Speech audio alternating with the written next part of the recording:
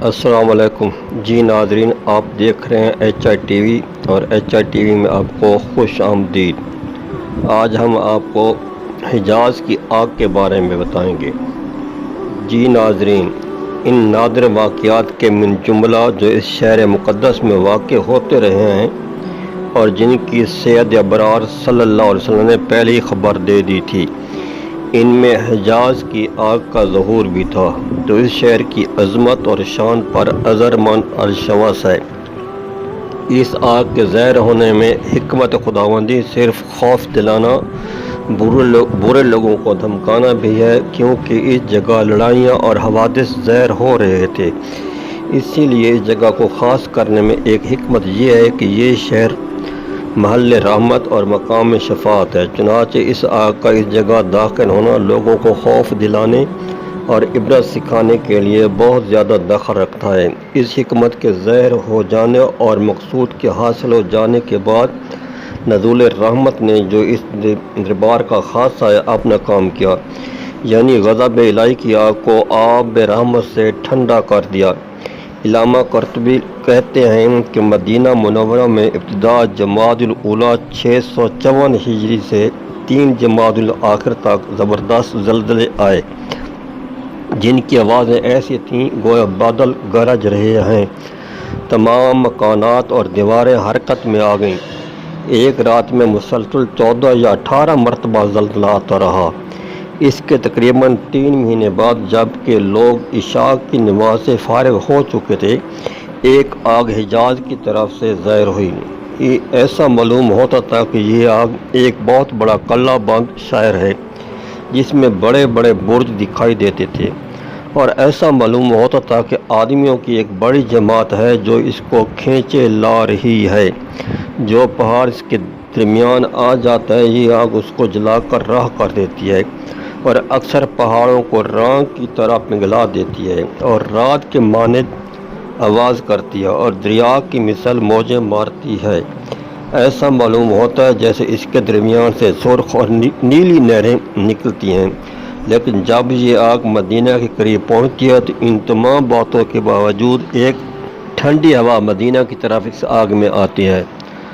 قسطلانی جو اس زمانے میں موجود تھے کہتے ہیں کہ اس آگ کی روشنی تمام اطراف وادی اور جنگل کو گھیرے ہوئے تھی۔ حرم نبوی اور مدینہ منورہ کے جملہ مکانات کو مثل آفتاب کے روشن کیے ہوئے تھی، جہاں تک کہ لوگ رات کو اس کی روشنی سے کام کر لیتے تھے۔ ان ایام میں آفتاب و ماہتاب کو گھن لگ گیا تھا اور ان کی روشنی زائل ہو گئی تھی۔ بعض لوگوں نے مکہ مکرمہ میں بھی اس آگ کی روشنی کو دیکھا اور تیمہ اور بصری میں بھی مشاہدہ کیا۔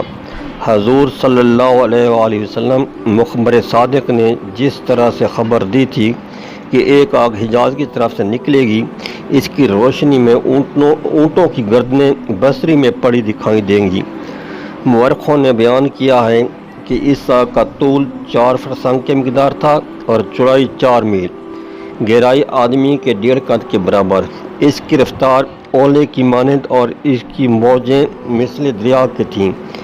اس آگ میں ایک خاص بات یہ تھی کہ اس سے زیادہ تعجب کی بات یہ ظاہر ہوئی کہ ایک بہت بڑی دیوار نمودار ہوئی، جس نے ایک مدت تک لوگوں کو چلنے سے روک دیا اور مویشی اور چوپایوں کی رائے گزر بند ہو گئی۔ لیکن یہ دیوار بھی ایک بڑی حکمت پر مبنی تھی، وہ یہ کہ دوسری جانب سے مفسد بدو مدینہ میں پہنچ کر شہر مقدس کے باشندوں کو پریشان کیا کرتے تھے۔ اس دیوار کے وجود نے ان کے داخلے کو روک دیا۔ بیان کرتے ہیں مدینہ منورہ کے قاضی و امیر نے تمام باشندوں کے ساتھ جمع ہو کر گریہ زاری شروع کی اور غلاموں کو آزاد کر کے داد سخاوت دی۔ جمعہ اور ہفتہ کی شب میں تمام اہل مدینہ، حتیٰ کہ ان میں عورتیں اور بچے بھی شامل تھے، سب نے مل کر حرم شریف میں رات بسر کی اور حجرہ شریف کے گرد ننگے سر گریہ زاری کرتے رہے۔ حق سبحانہ و تعالیٰ نے اپنے حبیب صلی اللہ علیہ وسلم کی برکت کی وجہ سے اس آگ کا رخ شمال کی جانب پھیر دیا اور شہر پاک کے باشندوں کو اپنے کرم کا امیدوار بنایا۔ بڑھتی ہوئی آگ اور اس کے شعلے جنگلوں کو چلے گئے۔ جی ناظرین، اس شہر مقدس میں ظاہر ہونے والی آگ کی حالت یہ تھی، اور حضرت سید مختار صلی اللہ علیہ وسلم کی برکت کی وجہ سے کوئی آفت اس کو نہ پہنچی۔ اسی سال اطراف عالم میں بعض عجیب واقعات ظاہر ہوئے۔ دجلہ بغداد بہت بڑی طغیانی پر رہا جس نے اس جگہ کے اکثر مکانات غرق کر دیے اور بڑی بڑی عمارتیں منہدم ہو گئیں۔ دوسرے سال کی ابتدا میں اس آگ کے ظاہر ہونے کے بعد جو قیامت کبریٰ آئی وہ تاتاریوں کی غارت تھی۔ تاتاریوں کے خروج لشکر نے مدینۃ الاسلام بغداد پر جو تباہی آئی، اس میں آخری عباسی خلیفہ معتصم باللہ دوسرے مسلمانوں کے ساتھ قتل کر دیے گئے۔ بیان کرتے ہیں کہ ایک مہینہ چند دن ان کفار کے ظلم کی تلوار اہل اسلام کے قتل میں کھنچی رہی۔ اس کے علاوہ دینی علوم کی کتابوں کو کتب خانوں سے نکال کر گھوڑوں کے پیروں سے روند ڈالا اور مدرسہ مستنصریہ میں بجائے اینٹوں کے کتابیں رکھ کر جمائیں جس میں چوپائے اپنی رضا کھاتے تھے۔ شہر بغداد اپنے باشندوں سے خالی ہو گیا۔ ان کفار نے آگ جلا کر دارالخلافہ اور اکثر مکانات و مقامات کے مدفن کا اور محلات کو بالکل جلا دیا۔ بغداد میں موت اور فنا وبا کے طور پر نازل ہوئی تھی۔ اسی زمانے سے خلفائے عباسیہ کی خلافت کی بساط لپیٹ لی گئی۔ ناظرین، یہ تھا حجاز میں آگ لگنے کا واقعہ۔ اگر آپ کو یہ ویڈیو پسند آئی ہے تو اس کو لائک کریں اور میرے چینل کو سبسکرائب کر دیں۔ ملتے ہیں اگلی ویڈیو میں۔ اللہ حافظ۔